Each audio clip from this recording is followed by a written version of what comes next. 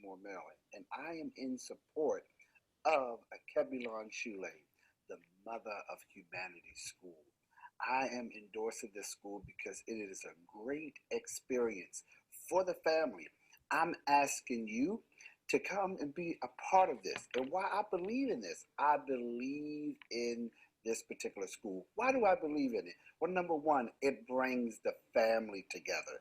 It brings all of us together as a family. The father, the mother, the children, the aunts, the uncles, the grandparents, the aunties, everybody come together to learn about our history.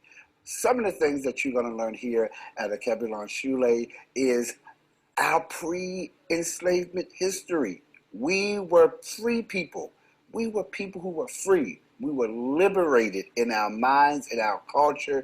We had, my aunt used to tell us, we were kings and queens. We were priests. We were people of dignity. And so that's what we're going to learn. Also, we're going to learn about our ancestry exploration to find out where you come from, what area of Africa you come from, and then also experience. We're going to do experiencing foods, culture, and different things of that sort. And then also our rite of passage to find out who you are and what your name, your African name is, and what that means. Well, I want you to know that my African name in Ghanaian is Kwase, or they call me Papa Kwase because I was born on Sunday. On my way to church, that's when I was born. So I believe in this, and I want you to be a part of Alkebulan Shule. Bring the whole family. Sign everybody up. This is very important. So you don't know who you are until you find out where you've been. So please be a part of this. Join us.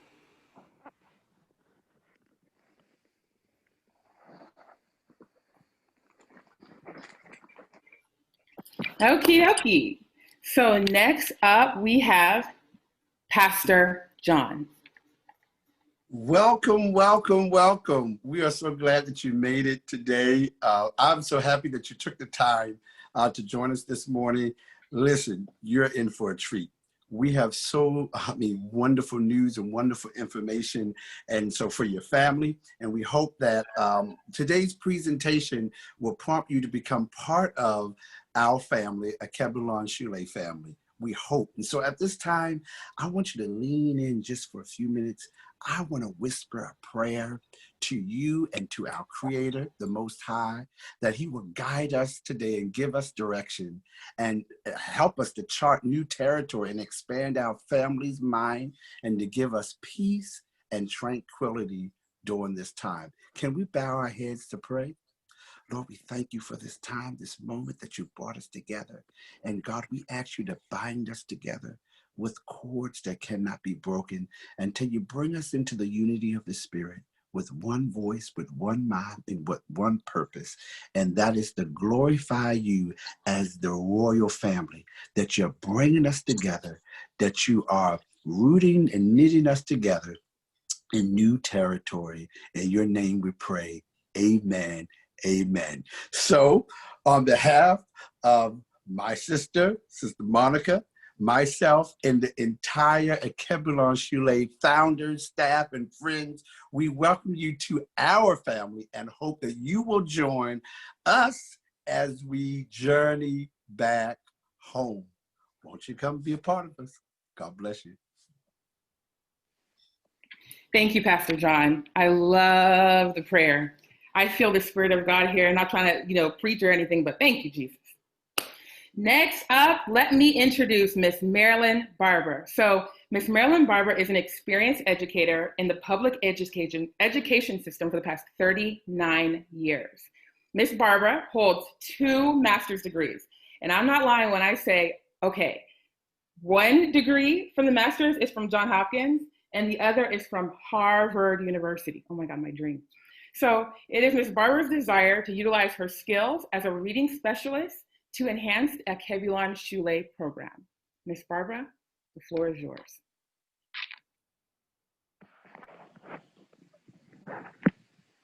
Unmute, my dear. Let me unmute myself. Good morning, Alkebulan Shule family. We are so glad you have decided to join us. Yes, today we invite you to join us on this Saturday learning journey. Together, we will proudly empower, embrace, inspire, and expand our knowledge of our African American heritage together. It is indeed an honor to serve as an Alkebulan Shule educator because we are passionate about learning and expanding our information about our African roots. Remember always, knowledge is power.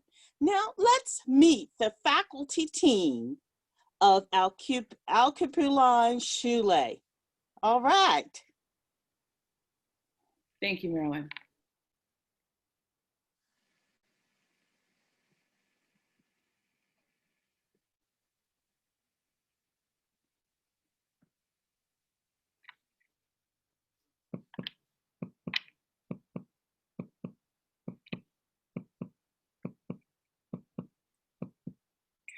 Hello, everyone. Hi, my name is Monique Brown, and I am a former educator with the District of Columbia Public Schools. And for those of you who have taught, you all understand that, when you're in the class, you're more than just a teacher.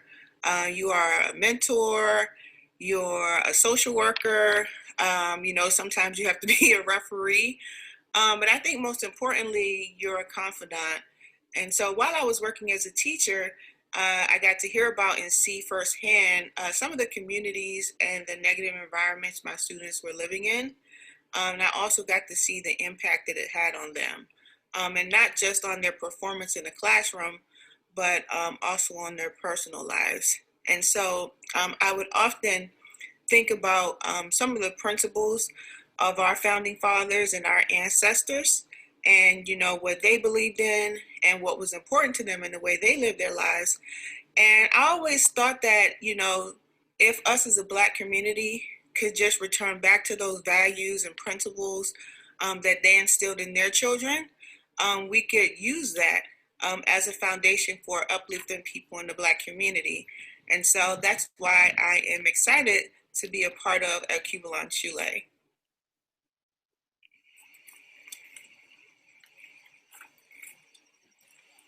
Hi, my name is Monica, and I'm here to share why I believe in Alkebulan Shule. I believe in Alkebulan Shule because I know that strong roots help us grow to our greatest potential. Weak roots a tree may grow with, but they're easy to fall when storms come. Strong trees with strong roots are able to grow tall to their greatest potential. And I believe Alkebulan Shule can help us, including all of our family members, grow to their greatest potential. Hi everyone, my name is Chidinma Menakaya. It means God is good, and I'm originally from Nigeria, West Africa. I am a part of Alkebulan Shule because when I was 16 years old, my parents decided it was a good idea to take me and my siblings, even though we were born here, to Nigeria for us to go through school and know about our culture. So I graduated from high school and I was angry at them. My school was a little bit different because it was a boot camp, reform convent school, boarding school for girls. So we had to do manual labor outside. We didn't have running water or electricity. It was quite the experience. So I ran back to America, graduated, and had no intention of ever going back to Africa. After about 15 years of just working up the corporate ladder and being miserable, and even though I was making money, I was just like, God, what am I supposed to be doing? And every time I asked God, an opportunity in Africa came up where someone from Nigeria appeared. And I was like, no. And eventually, a few years ago, I figured it out. Oh my God, you cannot run away from where you come from. We can't. So if we expect things to go a certain way, and there's certain things we need and want, and sometimes some of those things are just not here. Hi, my name is Patricia Leeser, and I believe in Alkebulan Shule because Black Lives Matter. Alkebulan Shule will strengthen our sense of identity, culture, and language through a more correct and comprehensive historical instruction. We will explore our diversity through domestic and international travel and create empowering connections to develop a sense of unity. Alkebulan Shule will complement the current school system, which is presently being dismantled. I believe Alkebulan Shule has the potential to begin to corrode the school-to-prison pipeline. Alkebulan Shule will stand in the gap for those who may fall through the cracks. Black Lives Matter, Eshe.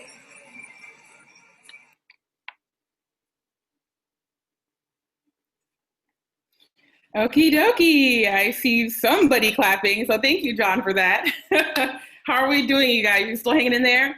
I hope you have tea or coffee or anything you need to stay awake or be awake and continue watching what we have for you today. Up next, we have Monica. I believe everybody here somehow already knows her. I've crowned Monica Wonder Woman. I literally bought her a Wonder Woman crown and put on her head. So that's a story for another day. But Monica, she's Wonder Woman. She's an educator, a community organizer, an activist, also known by her Nigerian name, Amaka. Amaka means God is beautiful. Monica, the floor is yours. Great risings, everyone. Good morning, good morning, good morning. This is a beautiful day, and God is beautiful. He's brought us all here today.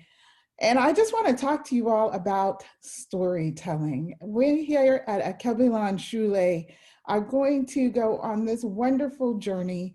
And part of that journey, we are going to include storytelling. It is so important in our culture as a people. And I just want to share with you why we need to reinstate storytelling as an important part of who we are as a people. The art of storytelling. A good teacher, like a good entertainer, first must hold his audience's attention. Then he can teach his lesson. Now that's a quote from the esteemed Dr. John Henrik Clarke. And if you don't know who he is, we are going to dive into some of Dr. Clarke's esteemed studies within our Alkebulan Shule experience. But there is a rich tradition throughout Africa of oral storytelling. Although written history existed for centuries in West Africa, the transmission of knowledge, history, and experience was mainly through the oral tradition and performance rather than in written text. Oral traditions served to guide social and human morals, giving people a sense of place and purpose. There's often a lesson or a value to instill, and the transmission of wisdom to children is a community responsibility. Parents, grandparents, and relatives take part in the process of passing down the knowledge, culture, and history. Storytelling provides entertainment, develops the imagination, and teaches important lessons about everyday life.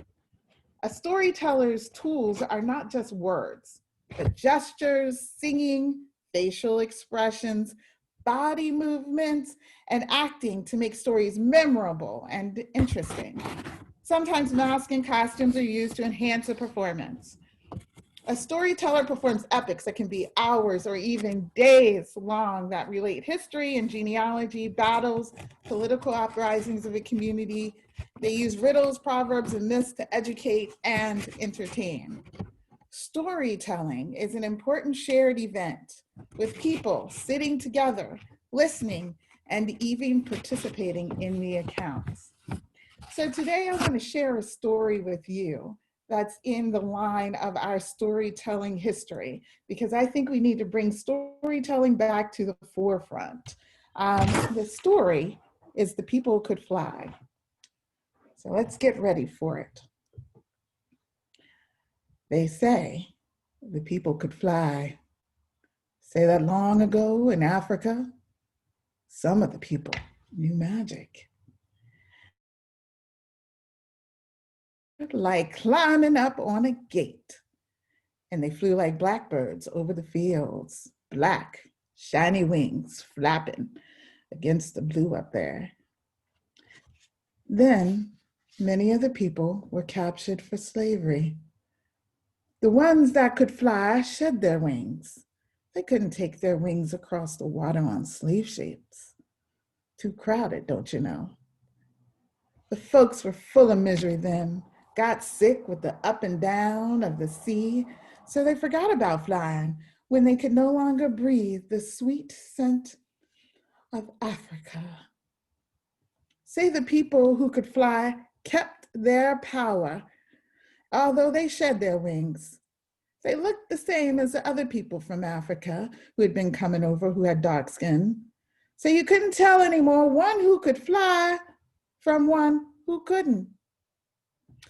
One such who could was an old man. Call him Toby.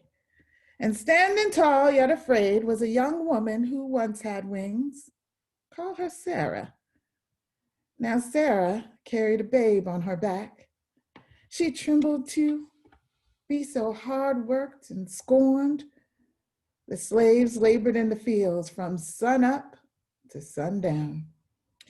The owner of the slaves, calling himself their master, say he was a hard lump of clay, a hard glinty coal, a hard rock pile, wouldn't be moved.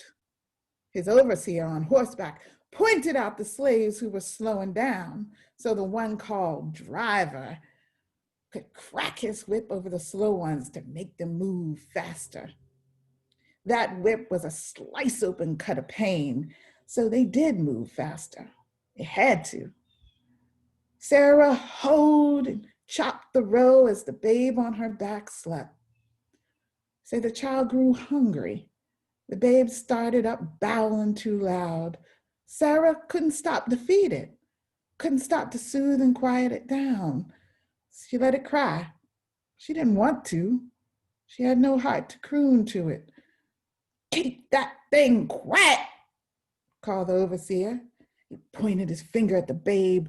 The woman scrunched low and the driver cracked his ship on the babe anyhow. The babe howled like any hurt child, and the woman fell to earth. That old man was there, Toby. He came and helped her to her feet. I must go soon, she told him. Soon, he said. Sarah couldn't stand up straight any longer. She was too weak. The sun burned her face. The babe cried and cried. Pity on me, say it sounded like. Sarah was so sad and starving, she sat down in the row. Get up, you black cow, called the overseer. And he pointed his hand, and the driver's whip snarled around Sarah's legs, and her sack dress tore into rags, and her legs bleed into the earth, and she couldn't get up. Toby was there where there was no one to help her and the babe. Before it's too late, panted Sarah. Now, father. Yes, daughter, the time has come, Toby answered. Go as you know how to go. He raised his arms, holding them out to her. Come, yalla, come, baba tumba. And more magic words said so quickly they sounded like whispers and sighs. The young woman lifted one foot on the air, then the other, then another, and she flew clumsily at first. With the child now held tightly in her arms, she felt the magic, the African mystery. Say she rose just as free as a bird, as light as a feather. The overseer rode after her hollering. Sarah flew over the fences. She flew over the woods. Tall trees could not snag her, nor could the overseer. She flew like an eagle now until she was gone from sight. No one dared speak of it, couldn't believe it. But it was because they that was there saw that it was. Another and another fell from the heat. Toby was there. He cried out to the fallen and reached his arms out to them. Come, kunka yala, come, tambe. Whispers and sighs. And they too rose on the air. They rode The hot breezes, the ones flying were black and shining, black shining sticks wheeling above the head of the overseers. They crossed the roads, the fields, the fences, the streams. They were away. Seize the old man, cried the overseer. I heard him say the magic words. Seize him. The one calling himself master come running. The driver got his ship ready to curl around old Toby and tie him up. The slave owner took his hip gum from its place. He meant to kill old black Toby. But Toby just laughed. He threw his head back and he said, don't you know who I am? Don't you know some of us in the fields? He said it to their faces. We are ones who fly. And he sighed the ancient words that were a dark promise. He said them all around all the others in the field under whip. Baba Yala, Baba Tembe. They were great outcrying. The bent backs straightened up. Old and young who were called slaves and could fly joined hands, say like they would ring sing, but they didn't shuffle in a circle. They didn't sing. They rose on the air. They flew in a flock that was black against the heavenly blue. Black crows or black shadows, it didn't matter. They went so high, way above the plantation, way over slavery land. Say they flew way to freedom. And the old man, old Toby, he flew behind them, taking care of them. He wasn't crying. He wasn't laughing. He was a seer. His face fell upon the plantation where the slave who could not fly waited. Take us with you, their looks spoke it, but they were too afraid to shout it. Toby couldn't take them with him. He hadn't the time to teach them to fly. They must wait for a chance to run. Get it by, the old man called Toby spoke to them. Poor souls. And he was flying gone. So they say, the overseer told it. The old one called master said it was a lie, a trick of light. Driver kept his mouth shut. The slaves who could not fly told about the people who could fly to their children when they were free. When they sat close before the fire in the free land, they told it. They did so love firelight and freedom and telling.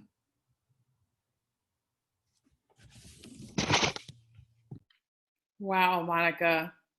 I actually felt tears in my heart rolling down. Like, instead of right here, I felt the tears. That was beautiful. And, it's funny because that's what we're doing here is we're learning to fly. And then we're going to be the generation that shows the next generation and shows the next people, maybe not even next generation, but just other people in our community after we go on this journey. And we are all about telling. We are telling our story. Yeah. We're about that firelight. We are about that freedom. And we are about the telling. And we will fly when we tell the story. Up next, we have Patricia.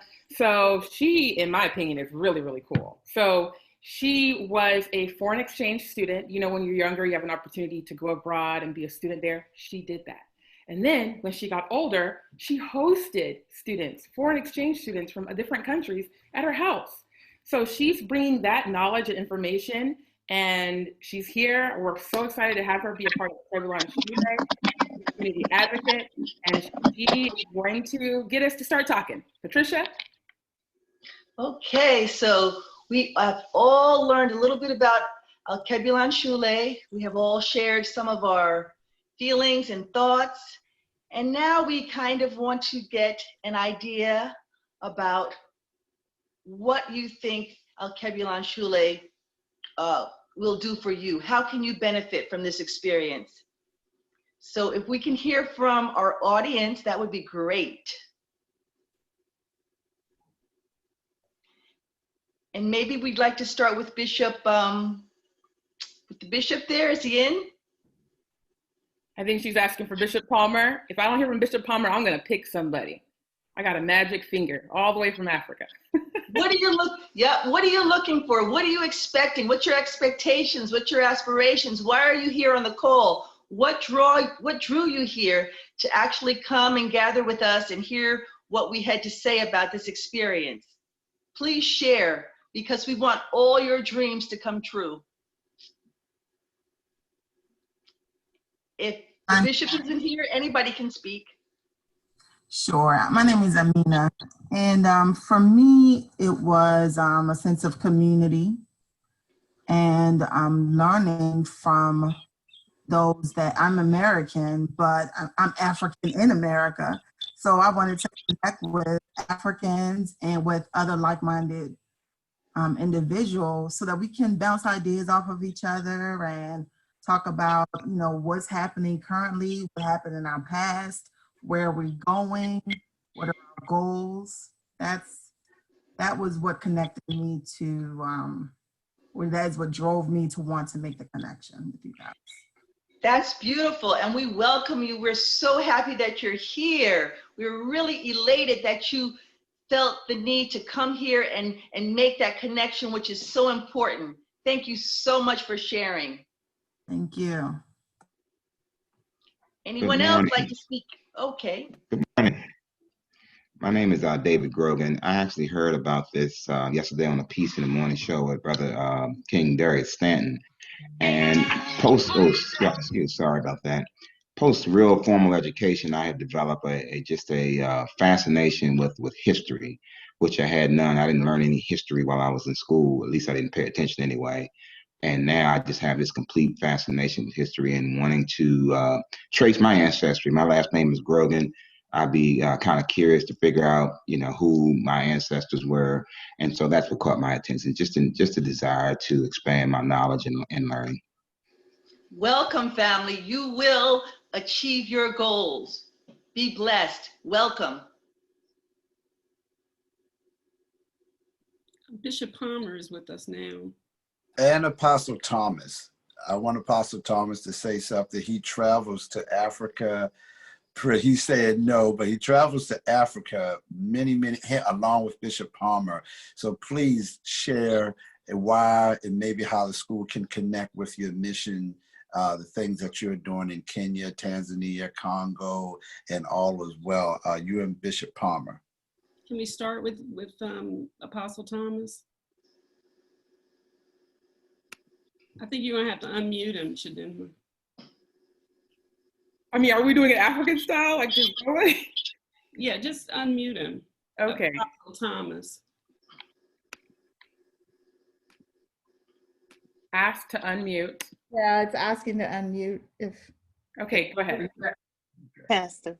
Well, basically, we could say grace and peace to everyone this morning. Amen. Amen. I was being requested, but when you're a student, you like to listen and learn. So my purpose was to listen and learn this morning so I can identify the passion that I'm hearing everyone have to understand their heritage, especially the African roots. I had traveled to Africa since 2005, beginning in Kenya, and and now I'm involved in Uganda, Tanzania, Rwanda, and the Congo. And I just want to continue to expand my knowledge of the understanding of our history and roots. By going to those countries, I appreciate the experience that I had and the things that are being taught to me. The educational system, I tell people that many times you have to go to get a greater perspective. Even when they talk about here, it's a third world country and all of that's all we be shown, it's the poverty. But there's a great knowledge and wisdom there.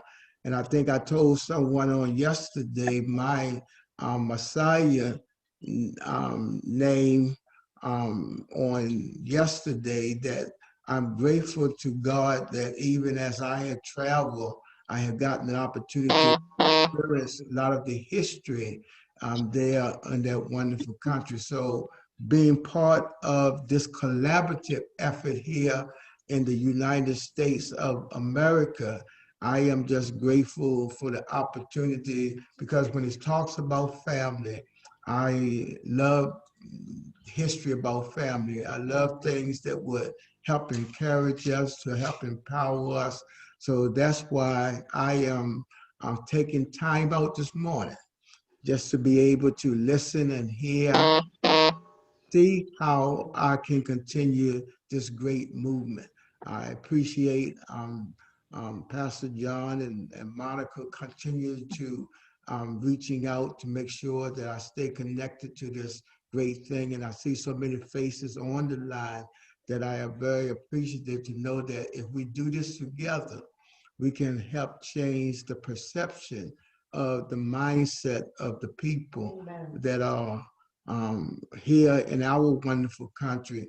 And as I belong to another group called the Pan America Collective, one of their focus is to create a better relationship between the African and the African American.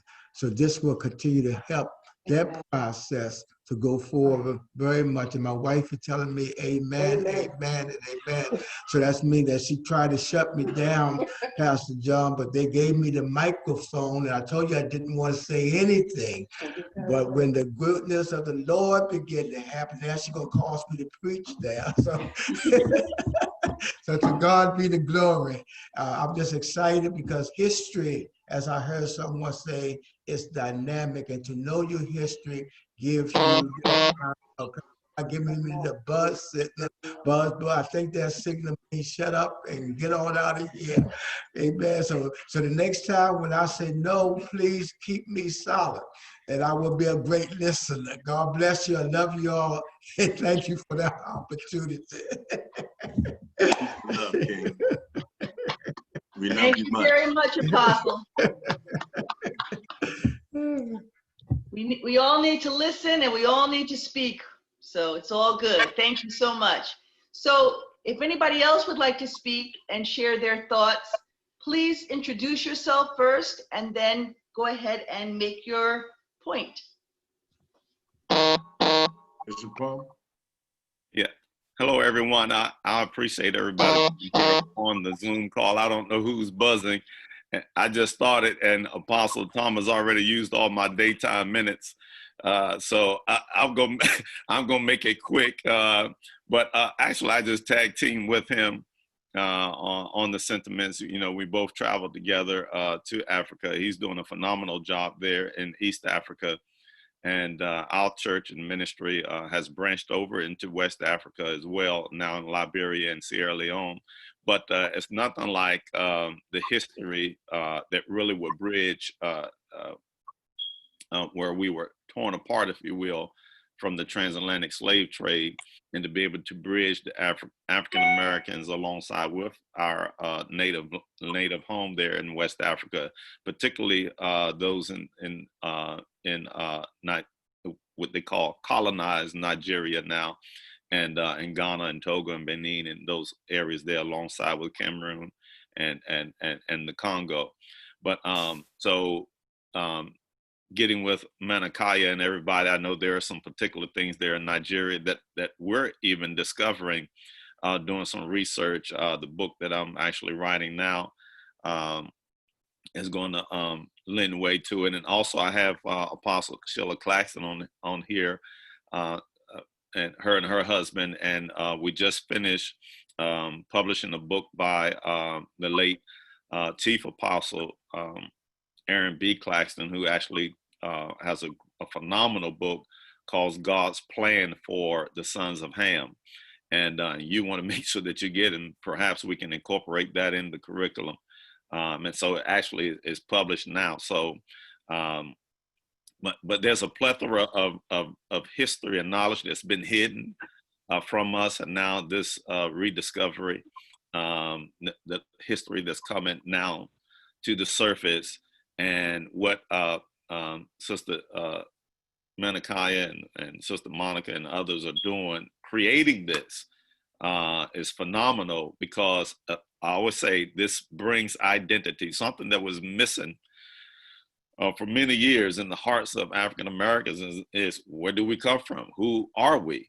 And I think that this great bridge is going to allow us to reclaim identity, and that impact in itself is going to lend way to the greatest awakening that ever was on the face of the earth. So God bless you. I'm gonna toss the mic.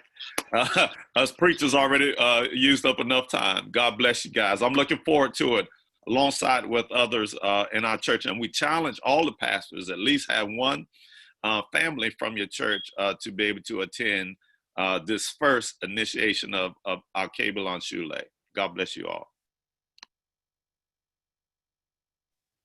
Awesome, awesome. Thank you so much, Bishop Palmer. When you speak, you remind me of God. I mean, I know that song is a big statement, but genuinely that's how I feel. So thank you. So let's keep on moving. Now we are at the meat, the part of the program where you're like, okay, I came for here. Where is it? This is that's this. Okay. So the Alkebulan Shule program is rich.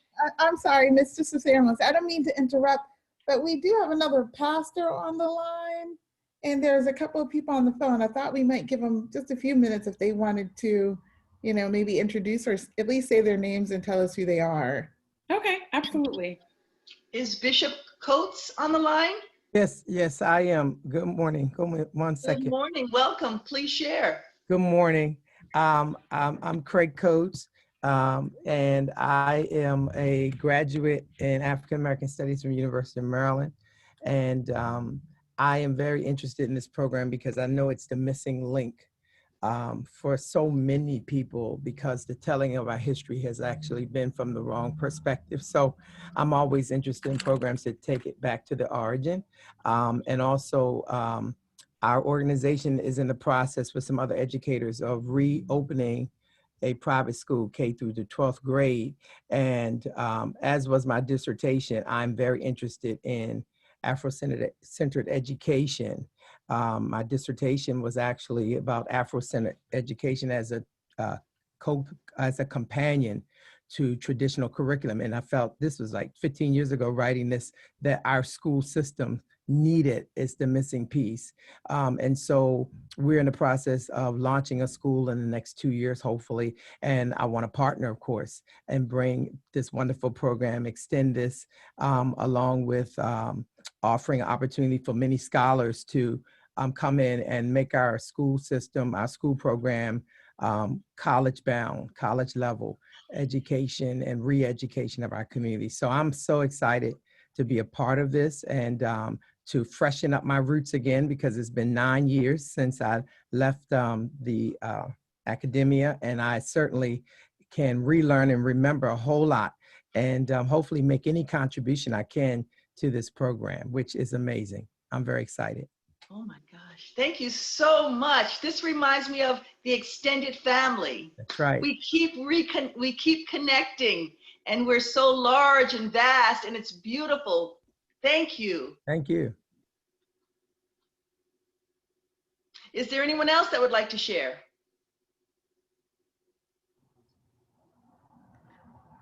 We have 2 people on the phone. Would you at least share your name, even if you don't want to speak to what brought you here?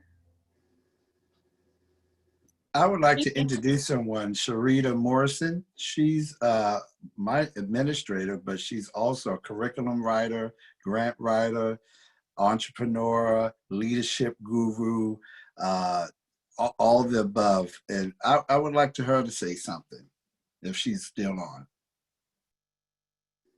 Hello. Yeah, I'm still here. I apologize. I'm in a little bit of a noisy spot, but I'm just glad to have an opportunity to be present, listen, and share. And I'm really excited for what you all are bringing forth with this program, the opportunity to possibly learn more about who I am and where my heritage is from. And also thinking about the idea of traveling to another continent to possibly see my homeland. I did I guess, a genealogy assessment on my DNA, and I learned that my combined DNA, I'm 70-something% Nigerian and Ghanaian. So I'd be interested in learning a whole lot more about where I come from. And all my Nigerian friends say they always told me I was Nigerian anyway. So, I can hear the Nigerian already. Mm-hmm. Hey, yes, girl. Already. Family, So, welcome. Thank you. So I'm absolutely excited for the work that you're doing. And as you know, I had a colleague in business share with me recently that, you know, as Black and brown people, we have an entire continent backing us up. So when, you know, where we are, some people tell us no, there are people at home telling us yes. So we need to lean into that. Beautifully said, and we do indeed. We are missing our greatest blessing, which is a huge continent, bigger than all of the continents on the planet. Awesome. Anyone else? I think the people on the phone, you have to unmute them. Anybody that's on the phone. Okay, so am I just unmuting this person that says iPhone here? Ask to unmute. That's what it says. So we can move along. Okay, so right now, as I was saying, we are at the meat of the program. So the next video, and basically the last video, is 23 minutes long. So don't feel like, oh my God, it's really long. It's where you're gonna get a lot of the information. And the program is the information is very, very rich. So as you've heard already, the program goes into three major ways that there's three major ways that the program will impact you. So we're gonna learn, we're gonna connect, and we're going to experience. So when you watch the video, you're gonna learn about the learning portion, the connecting portion, and the experience portion.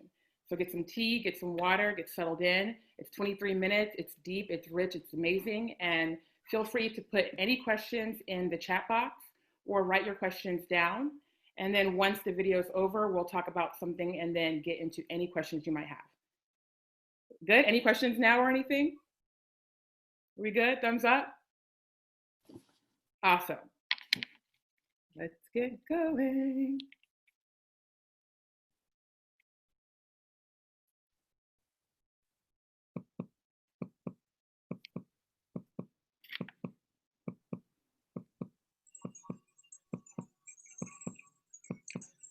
Hello, Royal Family. Welcome to Alkebulan Shule, a complete family learning experience. Alkebulan Shule's goal is to provide a unique global perspective by teaching both students and their families about countries that represent the African diaspora. We are so excited that you have decided to be a part of our program and am looking forward to going on this African journey with you. No matter what we look like today, we are all directly descended from African ancestors who evolved on the African continent. In fact, the roots of every family tree traces back to Africa. Likewise, the roots of civilization itself can be traced back to Africa. In this class, we will be going on a journey through over 200 years of history. Here at Alkebulan Shule, we will learn about civilizations all over the African diaspora. These civilizations were some of the greatest civilizations the world has ever seen. We will examine their way of life, spiritual beliefs, family structure, and many more. We will also explore several tribes across the African diaspora and study the different aspects of their culture that was unique to them. In studying culture, we will explore their ancient art, food, language, and even spirituality. And we will also discuss the role that spirituality played in their lives. We will learn about ancient African contributions to the world. You can find the influence of African culture in every subculture across the globe, and this includes music, dance, art, clothing, science, math, and technology.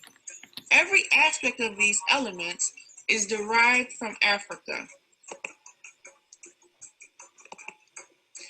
We will talk about the transatlantic slave trade and how millions of Africans were abducted, traded, and marched toward the coast to be put in prisons, which can still be seen along the coast of Ghana and other West African nations today.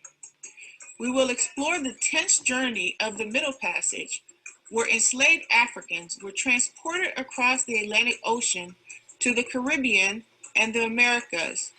We will delve into how the labor of enslaved Africans and their descendants have laid the economic foundations of Western civilization. These Africans were embarking on a long journey. We will look at the lives of Africans during and post-slavery and discuss their struggle to adjust to a new way of life in servitude. We will look at how they were subjugated under a harsh and brutal system for 2.5 years and take a walk through their struggle for freedom.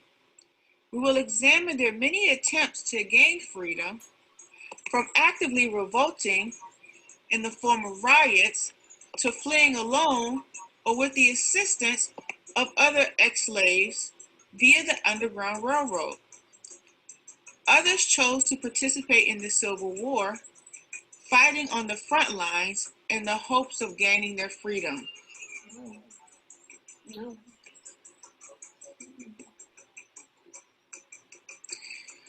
We will discuss how they used their newfound freedom to gain power socially, politically, and most importantly, economically.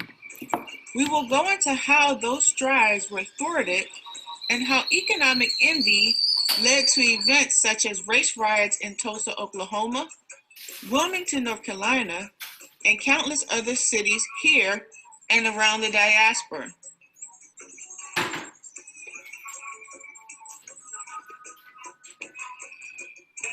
Over this course, we will learn that in spite of slavery, sharecropping, and in the Jim Crow era, African Americans and Africans across the diaspora made countless contributions to the arts and to science and technology, and in truth, to Western civilization as a whole. Our goal in Alkebulan Shule is to highlight this. Unfortunately, many of us are unaware of these accomplishments, and the history of these contributions have been erased or rewritten to undermine the ingenuousness that is Africa. We will talk about our struggle through the civil rights movement and our fight for equal rights and social justice.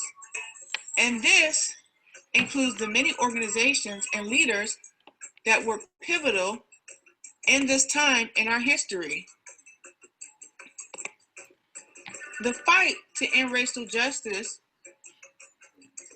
injustice, and discrimination and gain equal rights under the law still continues today. The civil rights movement has paved the way for movements we are involved in the present.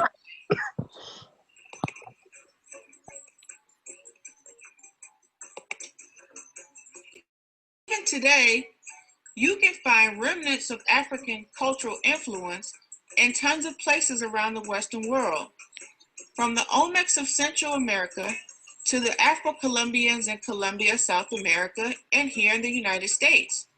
Take, for instance, the Gullah people of South Carolina, who have been able to keep much of their African heritage. We will also take a look at the Yoruba African Kingdom in South Carolina and discuss how they have been able to preserve their Yoruba history and culture. We'll provide students with opportunities to connect with modern Africa, which is very important. They will learn that human beings no matter where they are from, are more alike than different, more reliant on one another than they realize. And the African diaspora has traditions with deep roots that connect all of us in a powerful and meaningful way because of our common ancestry.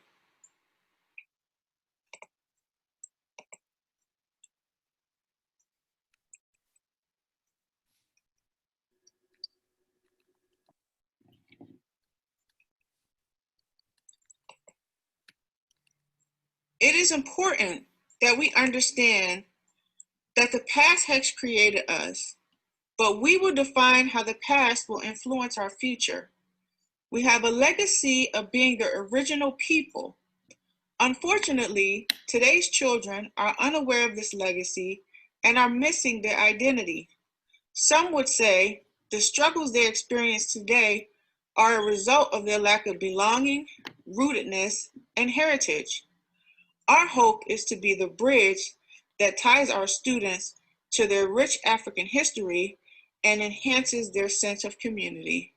Welcome to Alkebulan Shule.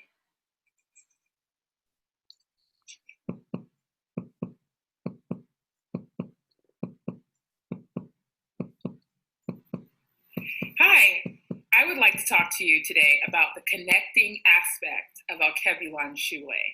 You'll be able to connect with people in Africa in 3 ways. First, family reunions. Secondly, student projects.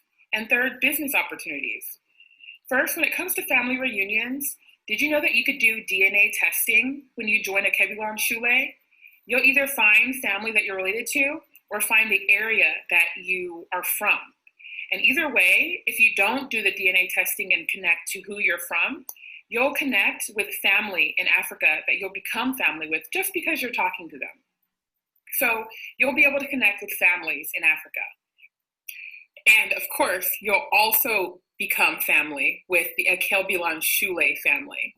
So of course, you're gonna go on this journey with a few other families in America, and then you'll become family with them as we all embark on this journey to figure out who our ancestors were and what's available to us now. So next up, we have a video from a family who will be participating in the program. Hi, my name is Obiebo Chinedu Emmanuel. I am speaking from Anambra State, Nigeria, West Africa. I'm very happy speaking with my brothers and sisters in diaspora through the instrumentality of Alkebulan Shule. I and my family are also very happy seeing you reconnecting with your roots, Africa. Here in Africa, we have a lot of good things and wonderful places, namely Agolo Crocodile Lake. We have Owere Zukala Cave and Waterfall. We have Ogbunike Cave. We have the Biblical God's Throne located at Aguleri. We also have, Aguve Miracle Trinity Tree still in Aguleri. We have palaces of various kings here in Anambra State, Nigeria, West Africa. We have our local delicacies and our local drinks.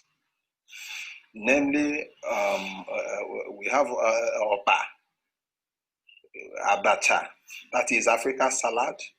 We have white soup. We have bitter leaf soup. We have suya. We have palm wine and our local gin. Africa is a place to be, and we'll be glad to welcome you home. Bye. Secondly, student projects. Are you a student and your family is connecting with a family in Africa? That's great. Well, guess what? You can be connected with another student in Africa who's working on similar studies to you. From my travels to Africa, I have realized that a lot of the problems they have are just tiny little problems that people at this point in high school could figure out because of the amount of information we're getting here and the resources they have there. So we would match you with a student who probably is in high school or in college, similar studies to you, and you both can figure out what passions you have, what issues you have, both in America and in Africa, and work on a project together that will bring you together and ultimately will culminate in you visiting them in November 2021. If you decide not to go on the trip, then at least you've been connected via ePal with someone similar to you in Africa, and that will definitely help you grow and learn so much about Africa, and they'll be forever grateful from learning about America from you. Lastly, speaking of African resources, we have the actual capability to build Black-owned empires using the resources in Africa and the knowledge we have from living here in America. Right now in Anambra State, Nigeria alone, there are many, many huge opportunities. There's some smaller ones as well, and we'll talk about a few of them right now. For the bigger opportunities, number one, Anambra State, Nigeria, has caves and waterfalls. Did you know that? And so what the government wants to do now is build an outdoor music area around the caves and make it a huge tourist attraction. Next in Anambra State, there is a beautiful large lake called Agulu Lake. And they just built a gorgeous hotel called the Golden Tulip Hotel. So the hotel is thriving, and as you can see, there's a lot of land and opportunity here. They want to build attractions, museums, little tiki huts, maybe have boat cruises going on the water. There's so much opportunity here, and we want to make sure that people in our community get to take advantage of the opportunity. Next, as you can see here, there are many, many factories in Nigeria, actually. So this is one factory where they hand embroider patches. These patches will be given to Alkebulan Shule members upon graduation of the Rites of Passage journey. But as you can see, they have a factory here, and they're looking for people who are interested in expanding it. Lastly, when it comes to smaller opportunities, those are plenty, plenty, plenty. There are so many hardworking Nigerians and Africans who have generations of businesses, and they're looking for distributors or people who know anything about packaging and can help them distribute their products. So I have a video of a mother and son team. They make hand-dyed fabric, and he's wearing one of his pieces right now, and he has a message for those who believe that they can't trust Africans. Like I was saying, we are good people. Yeah. We are not all bad. I wouldn't want to do what people don't like. So I want to be honest with everyone because I want everyone to be honest with me. So I would not want to do what will hurt you because I wouldn't want to have the same thing. So as you can see, there are so many opportunities in Africa, definitely opportunities in Nigeria, and certainly opportunities in Anambra State where we will be going in 2021. So why not start now to figure out what you'd like to do and get connected with people in Nigeria through us that you can build a relationship with. Besides the opportunities I've already shown, Nigeria also manufactures cars. We have Black-owned cars, y'all. Nigeria also manufactures electronics. So that means computers, laptops, and so much more. My company, Menakaya Ministries, already has an agreement and partnership with the Anambra Nigeria Ministry of Tourism and Diaspora Affairs. So we will be able to connect you with families, students, and business opportunities. Sign up for Alkebulan Shule to go on the adventure of a lifetime. Hi, I want to talk to you today about the experience part of Alkebulan Shule. At Alkebulan Shule, we want every family, every person enrolled to have the opportunity to experience all the great things that make up part of our ancestries. We have engaged opportunities for us to be able to travel to Africa, to connect with the families that we'll be working with projects with, and EPALs that we'll be connecting with for the next year. Our goal is to have the families that journey with us through this journey to take an optional trip to Africa in November of 2021. So that gives us plenty of time to plan, make financial considerations, and get ourselves ready for this journey. In the meantime, we'll be making connections with great places throughout the country. Here in the U.S., we know of 2 villages of African descent, an Igbo village and a Yoruba village in the U.S. that we'd like to include in our visits, as well as many other sites that focus on our ancestry and how Africa has made its presence here in the United States. We definitely want to take you all on the journey with us as we learn, experience, and connect to grow the way we need to grow as families. Welcome to Alkebulan Shule.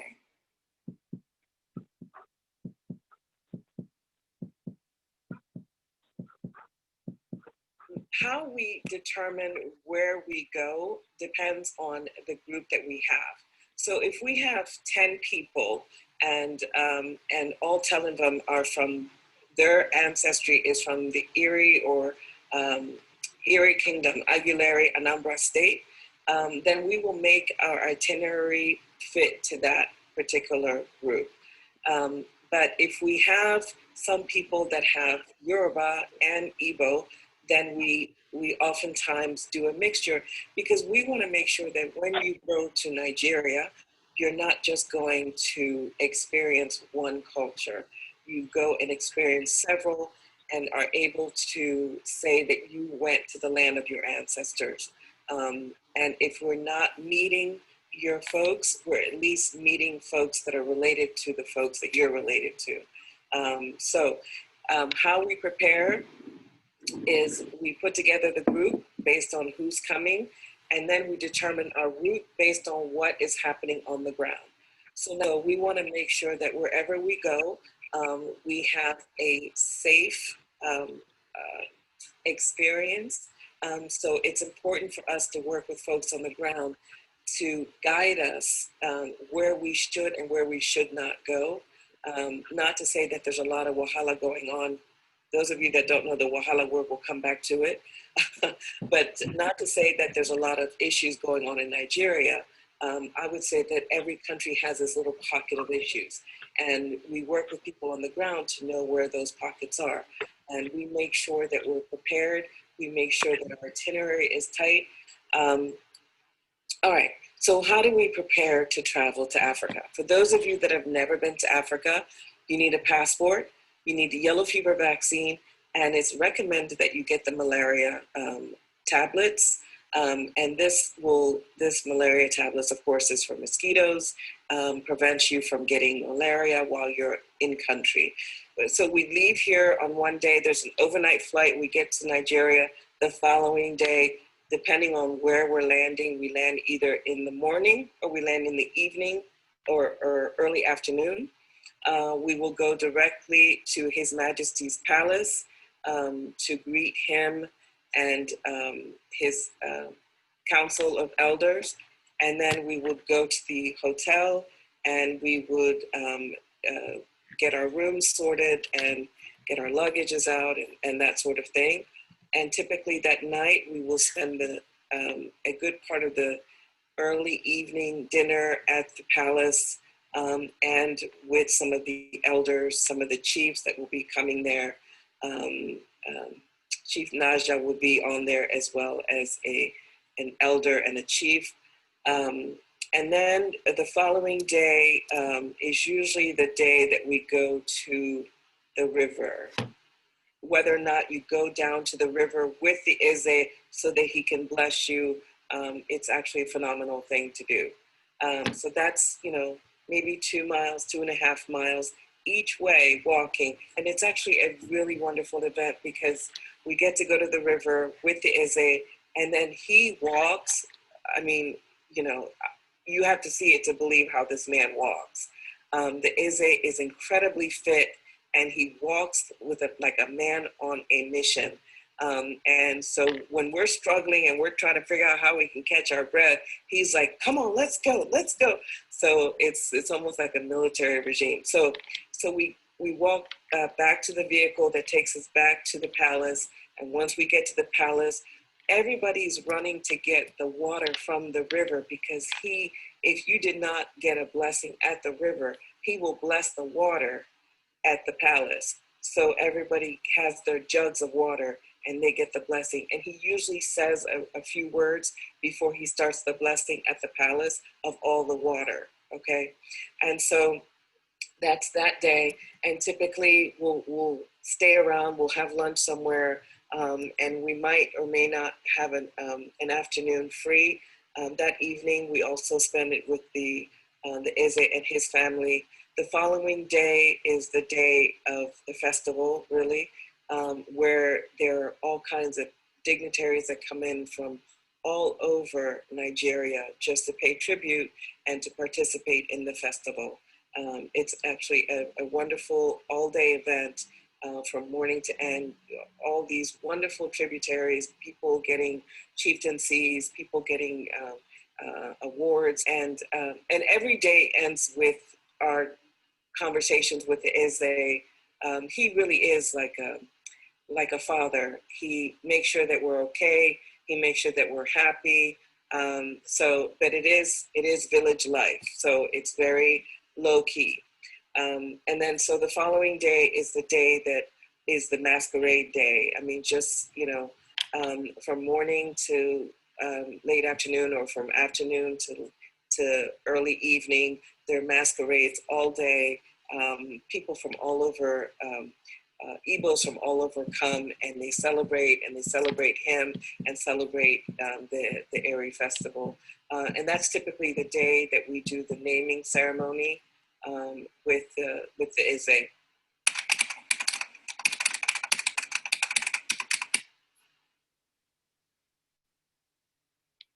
Okay, how are we doing? Everyone good? Good? Okay, excellent, excellent. Up next, we have a judge, okay, and her name is Vicky. She is judge for Anne Arundel County Orphans Court, and she is up next to talk all things money, money, money. Okay, well, thank you everyone for joining us on this Saturday morning. I wanted to give you a little bit of the details of how the financials are structured for this program. We are asking for a non-refundable $75 registration fee, and the tuition, the basic tuition is $600 for the year, and that can be broken up into monthly payments of $60. If you choose to pay the $600 at one time, we will waive the $75 registration fee. I guess just to kind of clarify, the tuition actually includes one DNA test per family. And however, your entire family can join into the program for that $600 or the monthly $60 fee. It's also important for us to point out that the fee covers the coursework, and again, one DNA testing per family. It does not cover any travel cost or any fees that may come up during the year related to a particular program, whether it's maybe having to buy an additional book or fees associated with travel to either in the States or internationally. So please keep that in mind. We did get a question from somebody where they were asking us how can they get their free trip to Africa. So I'm here to dispel any assertions that we're giving free trips away. However, we will be fundraising and trying to help people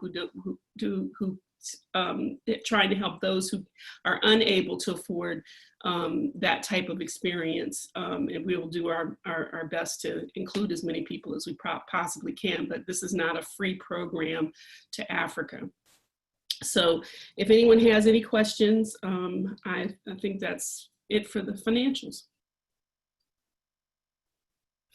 Please note that on the screen, we're sharing our website. This is where you would go, alkebulanshule.org. Oh, and I'm sorry, I forgot one other thing.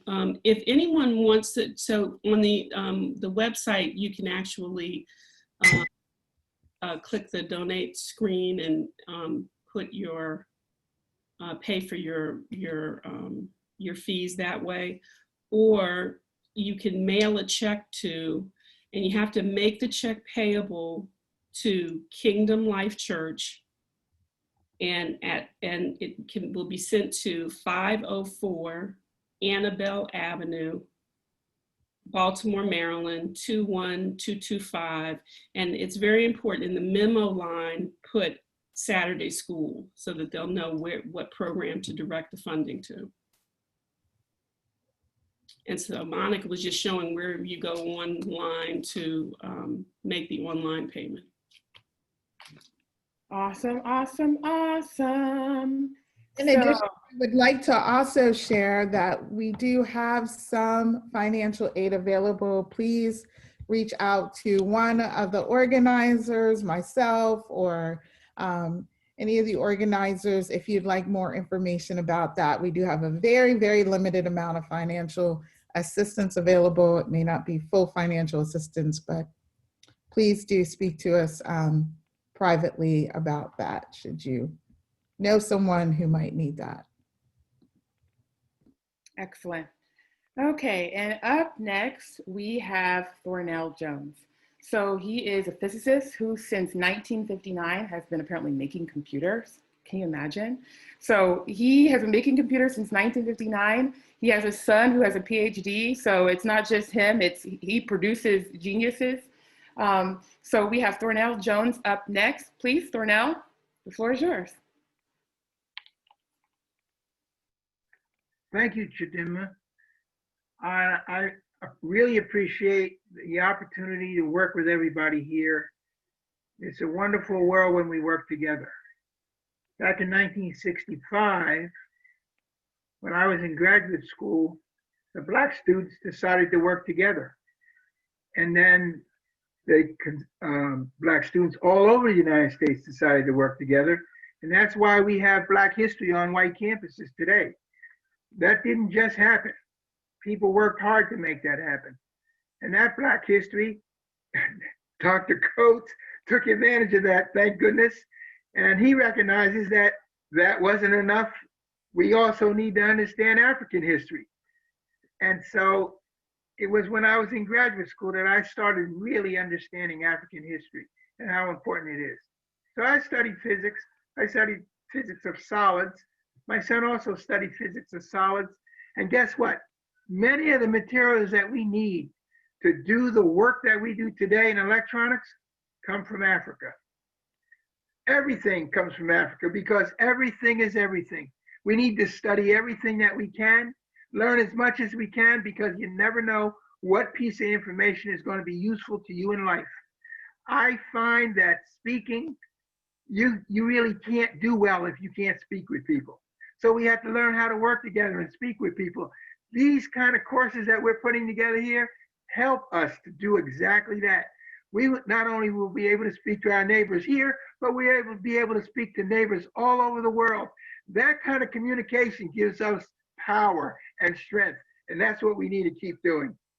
So thank you so much for joining this course. I will be here because this is very important to me and my family. My son, who I said works for the National Science Foundation, you know what he does? He gives away money to researchers. How many of you have students who are interested in doing research in science? We're not too many because we aren't thinking that way. Start thinking that way. We need to be putting our hats on to think big. Little thinking doesn't help us because little thinking brings little solutions. We need big solutions. And we have the capability of doing that big thinking. So let us do that. Take this course and build our lives and the lives of our children and their children after them. So anybody who has any questions about this course, ask, please, because as far as I'm concerned, this is the foundation for a very strong future. I'm open to questions. Thank you, Thornell. So now we're opening the floor to any questions, any comments, any feedback. This is the time to ask whatever is on your mind. Did we unmute everybody?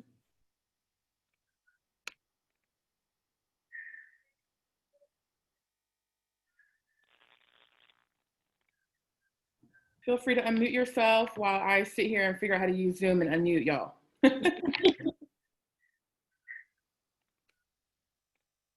think everybody should unmute themselves now.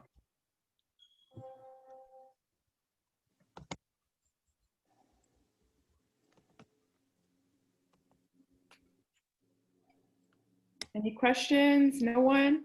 It's okay if there's no questions. I feel like we've given a lot of information. Does anyone have any comment? Go ahead. Can you hear me? Yes. Okay, I have a question. Being as though I met you guys at the 1,000-man march a few weeks ago. My name is Demetrius Wells. Good morning to everyone. Good morning, my brother. Thank you. Far as I know, they said it was another meeting on October 31st at Quietwater Park. So I was just trying to figure out when the information was going to be given out, because I know I talked to a young lady and said that was going to be updated on the website.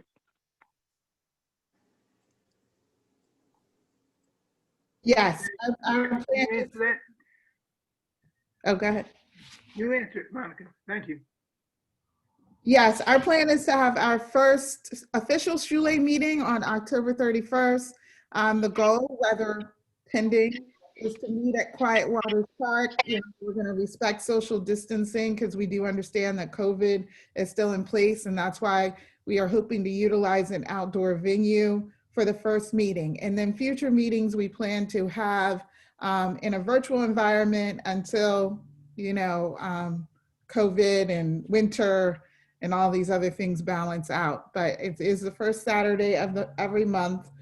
So we're kind of tackling this on a hybrid approach until we can work out logistics otherwise.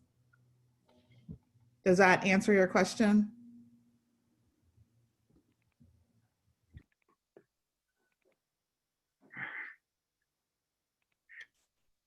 I hope you heard the answer. Demetrius? Can you hear me? Yeah, we can hear you now. Did you hear her answer? Yeah, yes. I just had one other thing. So moving forward, will every meeting from here on be every Saturday at 10 a.m. until the 31st? First Saturday of every month. Oh, first Saturday. Okay, I'm sorry. Okay, thank you. Okay, that answers my question. Thank you. So, I'm seeking clarification myself. The first meeting that we're having is October the 31st. Will that be the November meeting? Okay, so yeah, all right. So that's what so the November meeting is actually October 31st. And then going forward, it'll be the first Saturday of every month. Absolutely. Okay, correct. thank you. We will definitely update the websites with the dates for the Shule meetings. So that calendar will be updated with, you know, the meetings going forward from there. I think the Shule thank you. 31st meeting is already on the website. That is there, but future meetings will be added as well. Okay, thank you.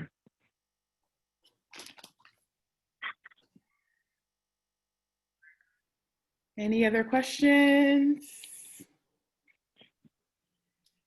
Okay. David Grogan asked a question on the chat. What is the estimated cost of the trip? We don't have that information, although Monica has provided a suggested estimate of $5,200. Yeah, the suggested estimate is based off those previous trips, but of course, you know, we don't know what airfare is going to be, so that could change, you know, and with everything with COVID. But the estimate that I put up there of $5,200 is based on previous trips that have been done in the same vein. And the time frame, I also saw Bishop Palmer put up there. What was the time frame? In the previous, it's been approximately 10 days. And it possibly can, I'm glad you mentioned Bishop Palmer's, you know, name, because he's a wealthy man. And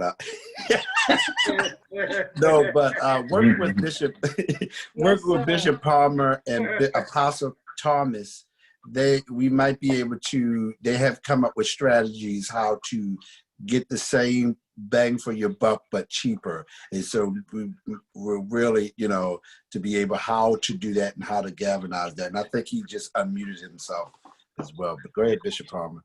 Yeah, Pastor, I appreciate that. And I thank you for prophesying to me about being a wealthy man. We're going to get there one day, right?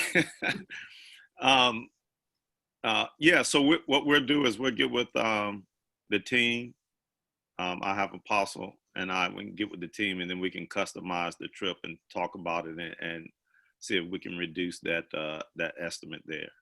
I'm sure we can get creative and to be able to reduce it and still have a powerful experience. And thank you, Bishop Palmer. We also have a question from Bishop Coates, and this is, we've already answered it, but I just want to make sure. He's asking, when does the class meet, and is there a virtual option? Right now, the only in-person class will be the first one. Afterwards, it will be all virtual until further notice. And we'll just see how things go. I mean, the main issue is the problem with COVID and limitations created by that. So. Okay.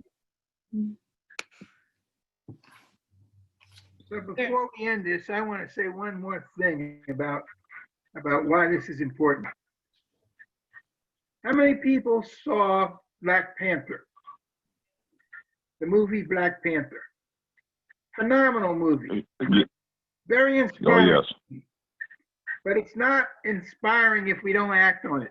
The truth of the matter is everything in that movie is possible.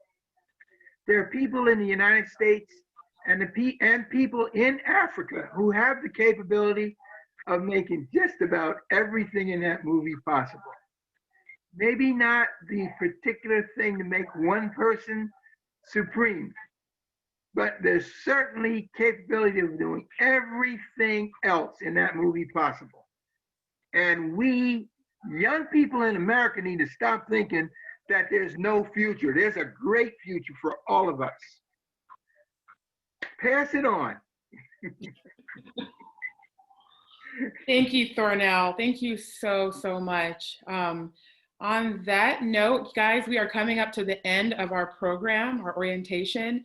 I want to talk a little bit about what Thornell said as we move into the next segment of this, the importance of research.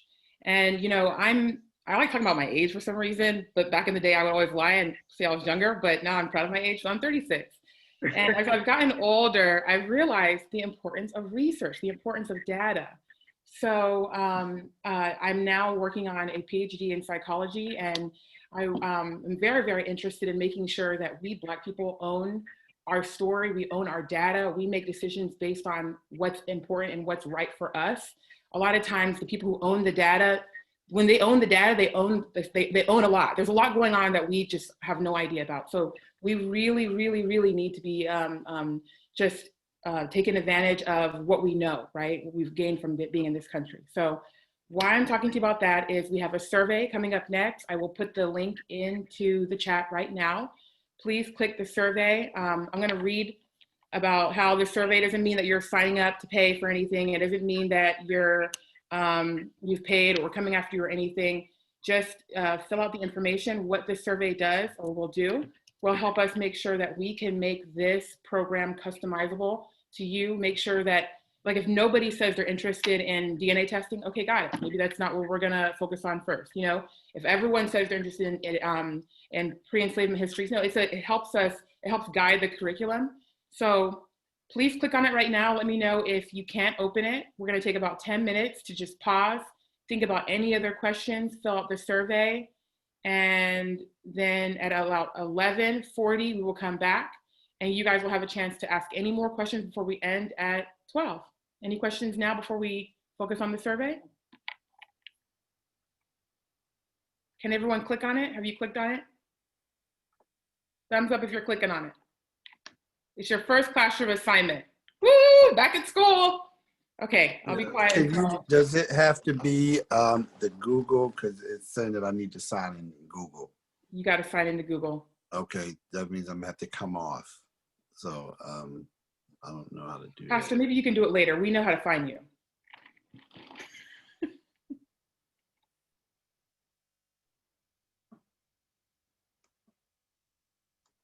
Can you do it on your phone if I send it to you?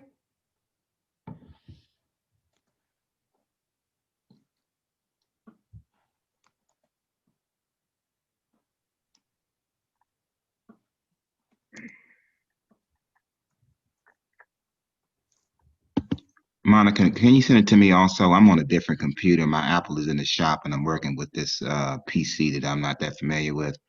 Sure. So I'm struggling to get it myself. No worries. Gotcha. He said, I'm working with this PC like I'm working with this antiquated piece of equipment. Yes, sir.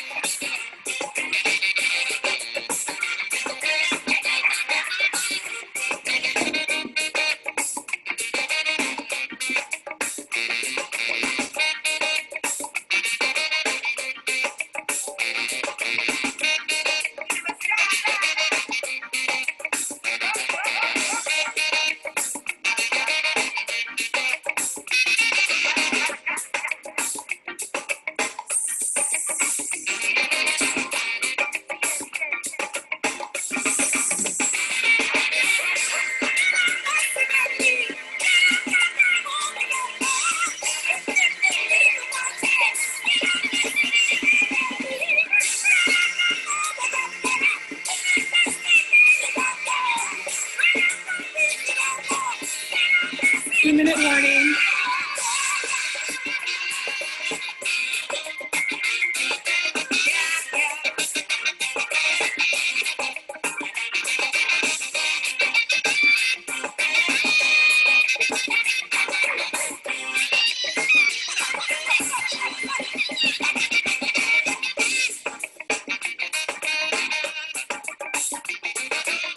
Ancestors are calling. Ancestors are calling you. My ancestors are calling me. Ancestors are saying things.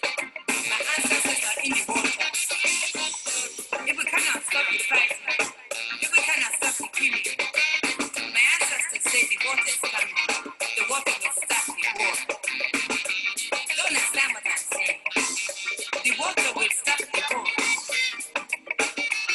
Come get it together.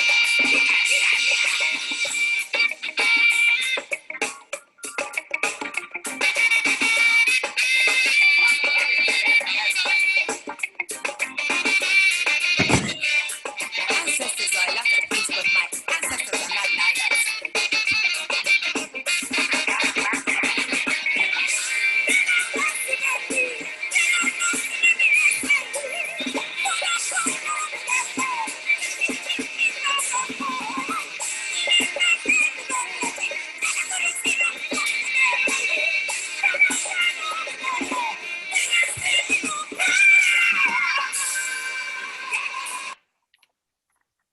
Okie dokie. Wow, guys, we are basically at the end of the program. How do we feel? Everyone feel okay? Everyone feel good? Feel all pumped up and ready to go, pumped up and ready to go. I love it. I love it. Well, thank you, Darius, for that. Speaking of Darius, we actually have to close us out King Darius A. Stanton. King Darius is a native of Annapolis, Maryland. He is a retired Boys and Girls Club executive after 17 years of service. He has a master's degree in Human Service Administration, and he is an adjunct professor at the Anne Arundel Community College. King Darius, close us out. All right, thank you so much. I am so excited. I don't know quite how to express my joy. And first, thanking all of you for coming to the table. For those who have paved the way, I want to give thanks and praises to all of our good and righteous ancestors, those who came before us, those that we have never seen, heard, felt, heard, but we felt. And our spirits are so much more enriched as a result of those people who came before us.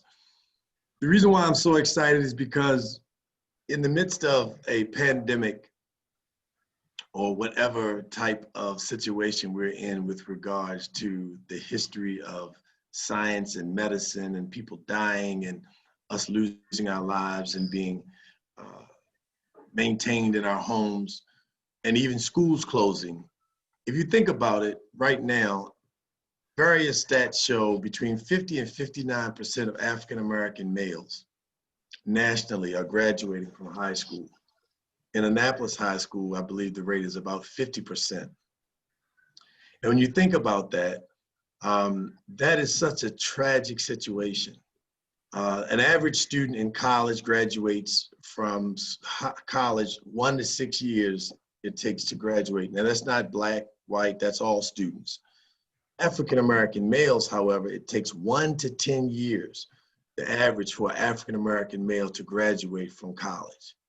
1 to 6 years to graduate from community college for African-American males.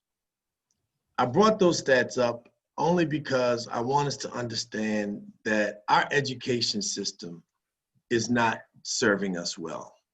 Not only is it not serving the African-American population or the Latino population well, it's not even serving white Americans well. We are 19th and 21st in math and science against the rest of the world. Let me repeat that. The United States of America is 19 and 21 in math and science against the rest of the world. When we have the greatest resources of education. So simply put, our education system is not serving us well. And so as a result of that, I'm so glad to hear Bishop Coates speak to the fact that they're working to create a full-time school for us because it is important that we educate ourselves. The greatest education that I received, and I'm very fortunate to have come from my own home. It wasn't until I reached my master's program at Lincoln University that I was truly challenged in school. It was not anywhere else. I take that back. At Bowie State University, I was a member of the Upward Bound program going into my senior year, and it really like opened up my eyes. Part of the reason probably was because it was one of the most engaging times where I had more than one or two African-American professors. And so I want to share with you briefly a few statistics that really bode us very well. When you think about who we are right now in the era of what's happening with Breonna Taylor, Sandra Bland, these are women who were killed by police or in police custody, or in the case of Sandra Bland in police custody, of course, Breonna Taylor was shot by police in her own home. But then you have queens like Harriet Tubman, Judge Vicki Gibson, our current state of Maryland Speaker of the House, Adrian Jones. Now think about this. African-American women, just like most African-Americans, couldn't even attend school. We had 400 years that we were unable to attend school and able to learn while we were in the United States of America.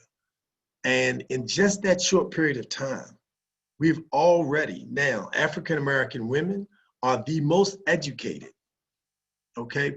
When you look at the ratio, we only make up less than 13% of the country. However, African-American women are now, when you look at it across other ratios, we are now, African-American women are the fastest growing and the most educated in our population in America. Even with the lack of resources and technology and support and parents who went to college themselves. But that's not a surprise. And the reason why it's not a surprise is because think about how fast we've grown in our pursuit of education, business, industry. We produced a president who not only was the #1 student at the #1 school in the world, Harvard University, Harvard Law School, in President Barack Obama, but we did that in less than 100 years of being able to even learn freely, right? When you think about how fast we've come, how fast we've grown under the tyranny of terror that we live in fear, the psychological stress, never coming out of that. And so when you think about that and the strides that we've made academically, all you have to do is look back, not to others, because we often have, and we do it because mass communications and media controls what we think about ourselves, which is one of the reasons why we created Alkebulan Shule, is because we wanted people to understand, not have to look at other races to see they're working together. Look how they share their business ideas. They're working together. Look at how they advance in school when you speak of Asians. When you look at all these other people, all we have to do is look at ourselves. The richest man in the world, not Bill Gates, not Jeff Bezos, not the Rockefellers or the Rothschilds, but it was a man by the name, an emperor, Musa Kita, who was the emperor of Mali, all right, 13 BC. And at that time, Mansa Musa, which he was most fortunately named as, was the most richest man in the world. Now, what does that mean? He had the most riches. So even to today's standards, he had more wealth at that point in time. But not only did he have more wealth, he also made sure that Timbuktu, which is Mali's home, is where the first university came from. If you look it up right now, Wikipedia, what Wikipedia will tell you is that the first school was formed where? Of course, Greece. So they let you think that math and science and astrology and philosophy and all of those things were founded in Greece. However, that's not so. The first school was formed in Mali, in a place called Timbuktu. Right. Timbuktu is not in a good place, although it will return. Sankora, the university in 13 BC, was the first university in the same space with his brother. So I want you to understand something. right now, as it appears, we're at the bottom of the rung. There's a term that I want us to think about. And this is something that you'll also gain by participating and having your family and your community participate in the Alkebulan Shule. We're going to break down terms and concepts and retool how we think. Code switch. So in America, there's a term, actually throughout the world, called white supremacy and white supremacy, right? Well, I want you to really think about that. If anybody takes as much time and energy and resources in destroying other people as white people do, or Caucasians, then that cannot be a supreme mindset. That is more of a mindset of an insecure people. That is more of an honest mindset, because if I'm secure in what I have, why would I spend my time, energy, money, and resources in destroying what you have and what you brought about? So I want us to think about the people who are the creators of spirituality, the creators of intellectual thought, the creators of industrialism, the creators of math and science, the greatest scholars. These people happen to be the people who come from Alkebulan. And we chose Alkebulan because Africa was the name that was given and created actually by a white man. Alkebulan is the name that was used pre-Africa, pre-colonization, when we are and in position of creating all of these things that I talked to you about. W.E.B. Du Bois talks often about, or spoke often and wrote often about civilization. Civilization is truly what we represent. Because when you think about what Mansa Musa did, now remember, he was the richest man in the world. He went all over the world giving away his riches. He didn't go to outside of the continent to just take and take and take. He was going giving. He didn't try to emancipate and grow his, not emancipate. He didn't go to increase his wealth by just taking from other people. He gave it away, right? Because that is our nature. You would also probably ask yourself, how come Black people in America aren't just so mad that every chance we get, we're going to kill somebody else that doesn't look like us, in particular white people, for enslaving us, beating us, and doing all the horrible things that we did? Because our nature as a people is love. Our nature as a people is collective work, collective responsibility, collective economics. And so we're really focused on helping us to get from the place where we only see the negativism of who we are in America.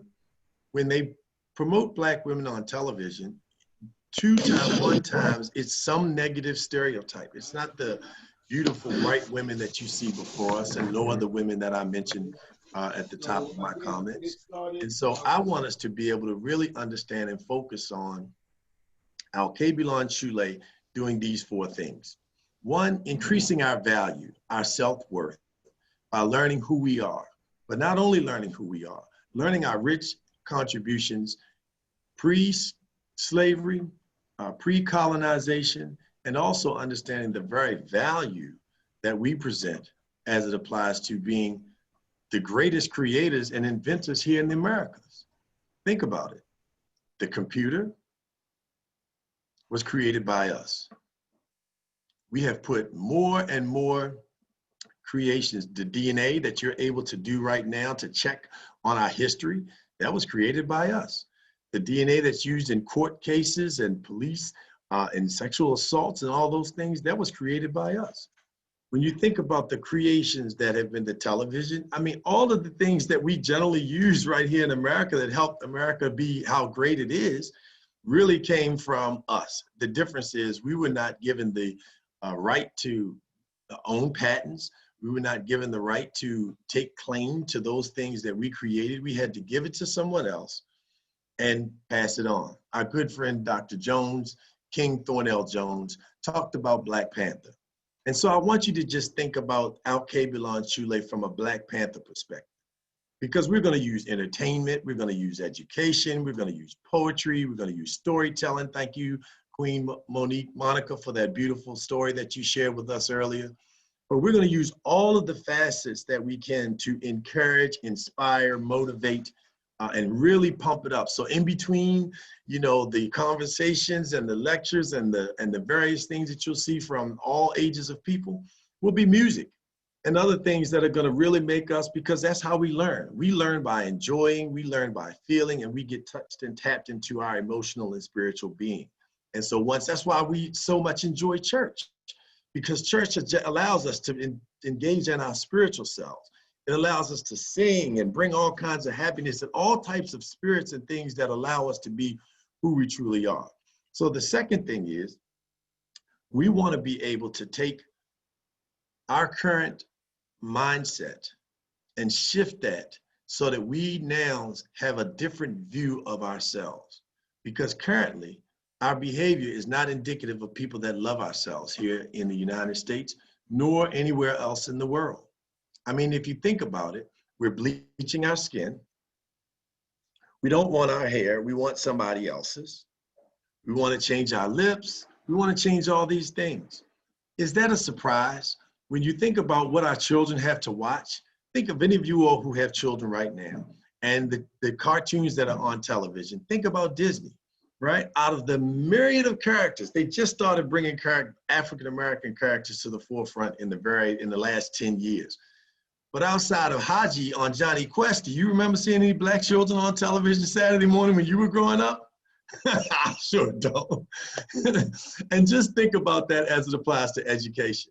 When you go to school and you think about the books that you turn from first grade to second grade, to third grade to fourth grade, to ninth grade to 12th grade, and those children who don't look like us but see themselves in the book and talk about those great people that George Washington and the first president and all these other Benjamin Franklin, all these other people. But we don't see anybody that looks like us. So we can't be so excited about learning, or the fact that no matter what happens, when I graduate in 12th grade, I'm still going to be able to get a job. I'm going to still be able to start a business because I'm empowered. When I look at myself and I look in the book and all I see is that I was a slave and that somebody, did something for me. I fought for my freedom. I had some people that was our context of who we are. And so how is it that we can really love ourselves? The third thing is being able to utilize the resources and tools that we have in our existing community to highlight people like Bishop Coates, to highlight people like Bishop Palmer, people like Thurman Jones. These are exquisite men in their own rights. If you take time out and look at what their career has done and what they've been able to do in their careers, you would really understand the value and what we currently bring.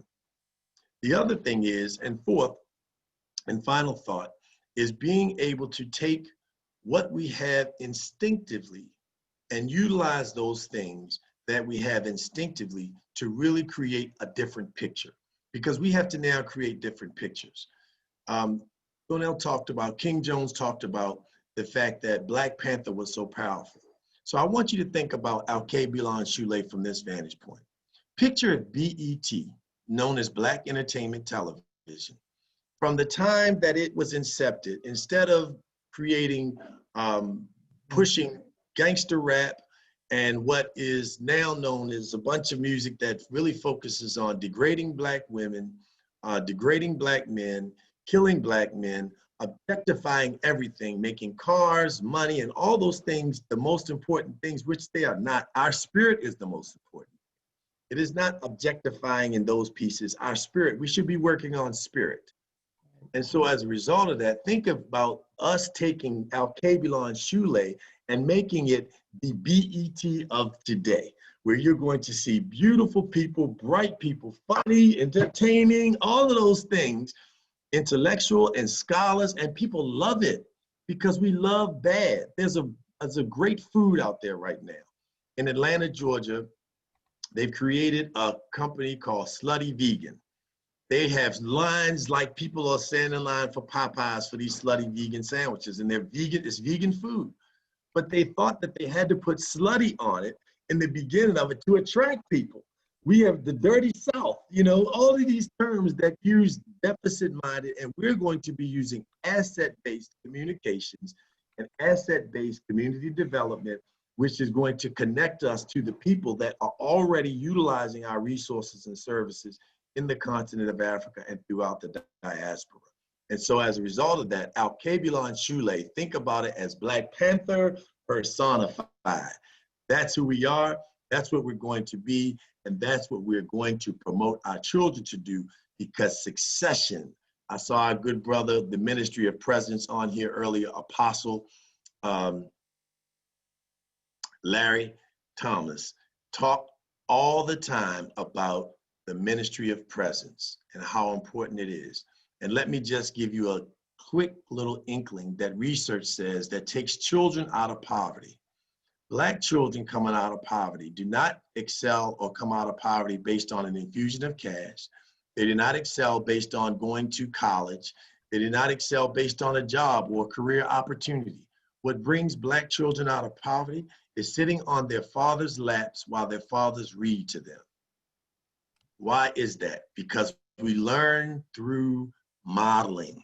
And so they see the thirst of education and information being transferred from the father to the child, and that energy that they're touching and they're feeling, the vibration, all of those things is why we are who we are as people. And we must learn how to embrace ourselves, embrace our culture, and not allow other people to dictate and determine who we are. And so for that, we are so grateful that Alkebulan Shule has been created and led by these beautiful people that you see before you. We are so excited to be working with you, and we're learning. We're not at all. If anyone tells you that they know each and everything about the continent and the people of our race, the world's original people, they are not telling you the truth.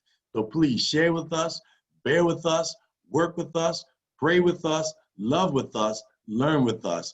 Ladies and gentlemen, thank you for joining us today on our orientation. Let's give Chidema Kenya a wonderful job as for the job production she did. The Queen, Monica, where's Monique? Monique, I'm looking for you on the screen. There she is, Monique Brown, who put our website together.